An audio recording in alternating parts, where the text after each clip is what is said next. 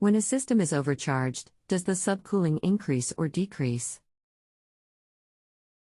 On TXV system, the head pressure should go up, right? How about in an orifice system? Is it going to go up or it will compact? Hi Jacky, Brian here. How've you been? I can explain this for you. Bear with me, it will take a bit to type it up. Thanks, Brian. To answer your question on an overcharge and subcooling, I think it's important to work from the reverse point of charging from an undercharged condition and adding refrigerant to the proper level. Let's start with a TXV system. Unlike a fixed metering device system, the TXV actually throttles back the amount of refrigerant fed into the evaporator when the heat load on the evaporator decreases. In a properly charged system, this will increase the subcooling since more liquid refrigerant will back up into the condenser and be maintained at the bottom rows of the condenser coil. The refrigerant will be cooled further below the condensing pressure/temperature, so the subcool goes up. So if you are charging a TXV system that's low on refrigerant, you will have a very low or non-existent subcool since you won't yet have a solid liquid feed from the exit of the condenser coil. As you add refrigerant, you develop that ever-important solid liquid stream of refrigerant and the subcool starts to rise. At that point, the head pressure will stop rising as you continue to add refrigerant and remain relatively constant as you continue to add refrigerant and the subcool continues to rise. This only lasts to a point though. As the condenser coil starts to fill up with liquid refrigerant, you effectively start to lose capacity in the condenser coil to remove heat from the refrigerant in the hot gas state, and the head pressure will begin to rise again, and the subcool may either rise higher as flash gas starts to reform, or it may lower since there is not enough capacity in the condenser to remove the amount of heat it needs to.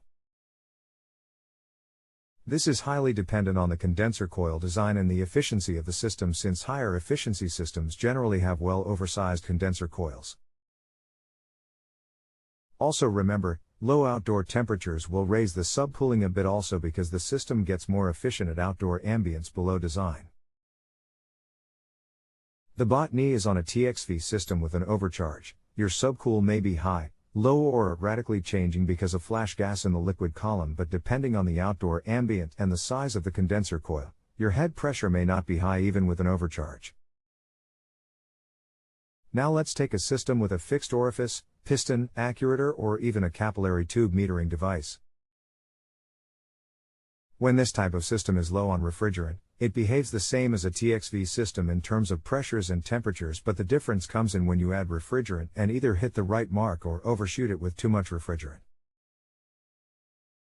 When you add charge, the system head goes up and reaches the point where a solid liquid stream forms in the liquid line and in the bottom of the condenser, but if you continue to add charge at that point, the head pressure will just continue to rise with little or no pause, since the evaporator will be fed with more refrigerant and pick up more heat initially. The subcool will rise a bit too, but since as the head pressure rises as well, the fixed metering device will meter more refrigerant into the evaporator no matter what the evaporator heat load is, and the superheat will start to drop dramatically. This will have an effect on subcool to a small extent, but not as much as the system with a TXV. Overcharging a fixed orifice system will have much more effect on superheat, and it will go very low, the point of compressor slugging. These are the reasons why we need to use subcool to charge correctly on a TXV system and use superheat to charge correctly on a fixed metering device system. Outdoor ambient and evaporator load have a huge effect though, so they should be within design conditions to make sure you achieve the correct charge.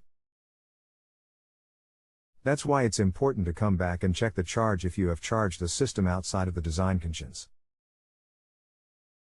Of course, this is all based on the idea that the airlow across the evap is correct and the evaporator and condenser coils are clean and the condenser coil is dry. Clear as mud? Don't hesitate to ask if there's something you don't understand. Let me know if you have further questions on this subject. Otherwise, please remember to rate before leaving, 3 stars or higher please. Bonuses are always appreciated. And remember, follow-up questions about this topic are free even after rating. Just post a new reply on this same question and I'll be notified. Thanks for allowing me to help and thanks for using JustAnswer. Thank you, Brian. I am great, thank you. That answered my question. Take care. If you have a home improvement or appliance question and want to chat with an expert now, visit justanswer.com/YTHI.